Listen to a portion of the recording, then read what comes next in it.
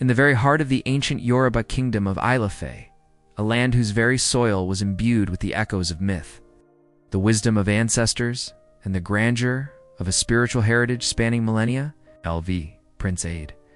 From the moment he drew his first breath in the royal compound, it was evident he was destined for more than just a life of inherited luxury.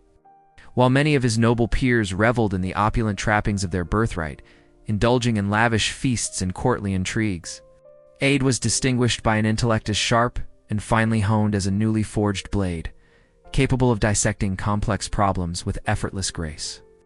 More remarkably, he possessed a profound kindness that flowed as freely and abundantly as the sacred rivers that crisscrossed their prosperous realm, touching the lives of everyone he encountered, from the lowliest servant to the most esteemed elder. Yet, despite the widespread admiration and the unparalleled comfort his privileged position afforded him, a quiet, persistent yearning lingered deep within his soul. He harbored a secret desire for a love that was utterly pure, unblemished by the dazzling allure of his royal title or the boundless wealth of his lineage. He yearned with every fiber of his being to be loved for the true essence of who he was, his character, his spirit, his mind, rather than for the gilded cage of his inherited fortune and the immense power that came with his birth. Driven by this profound and unwavering desire, a longing that gnawed at the edges of his princely existence, Prince Aid conceived a daring and remarkably secretive plan.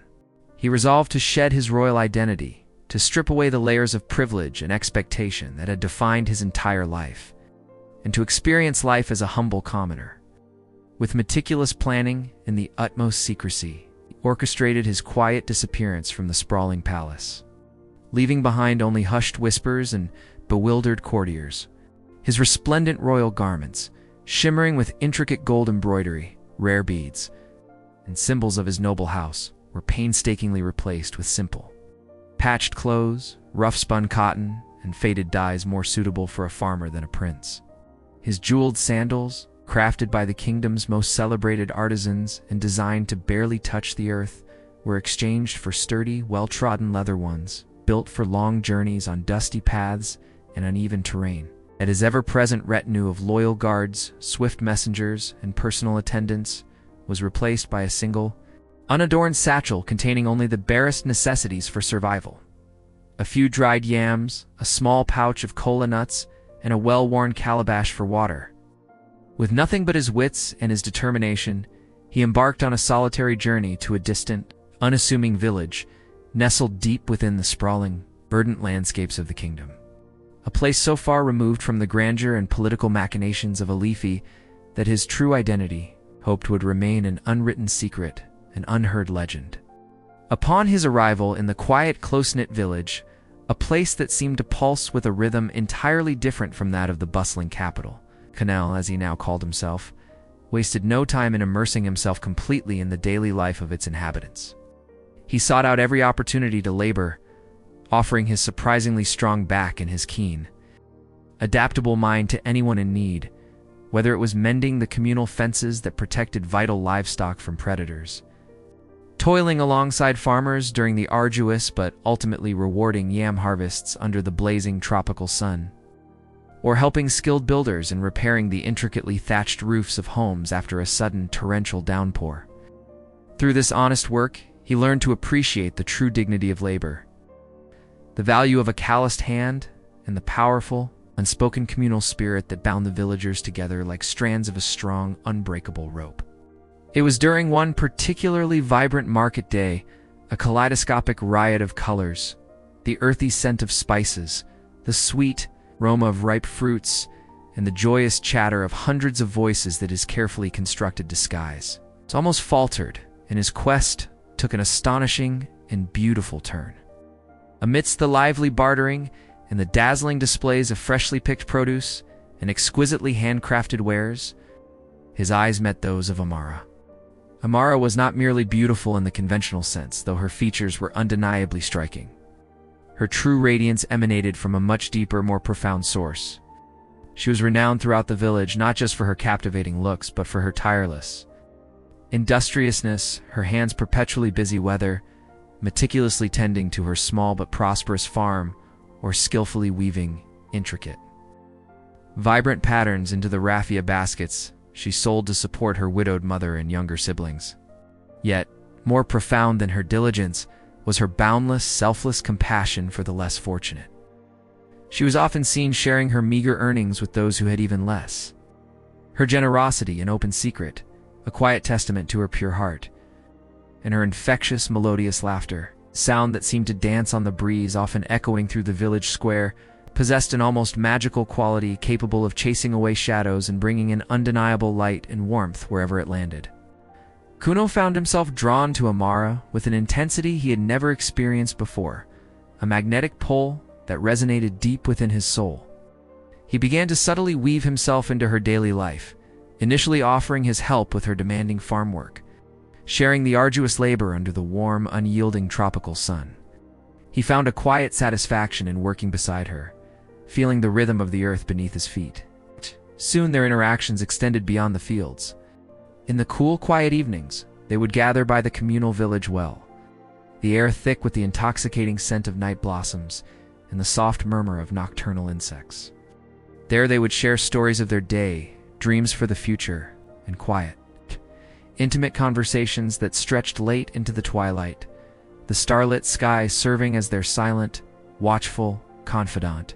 As he spent more time with her, Cannell found himself continually marveling at her utterly genuine heart, her completely unpretentious nature, and the profound joy she found in life's simplest pleasures. A bountiful harvest, a shared meal with loved ones, the comforting company of true friends. He listened intently as she spoke of her aspirations, her daily struggles to provide for her family, and her unwavering hopes for the well-being of her community.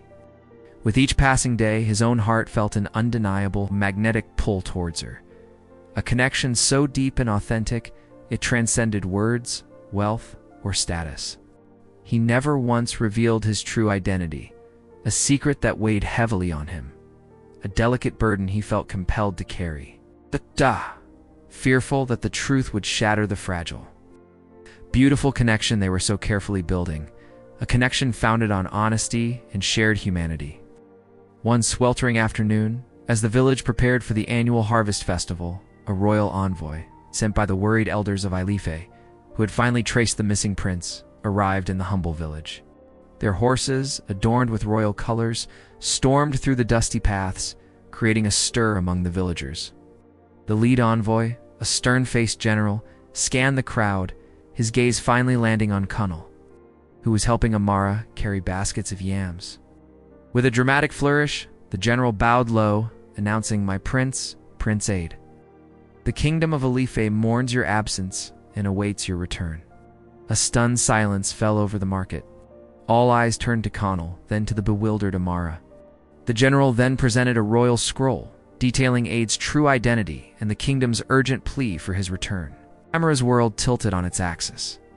The man she had loved, the kind, hard-working Connell, was not just a commoner like herself, but the heir to the most powerful kingdom in their land. Her initial shock quickly transformed into a deep, agonizing pang of regret.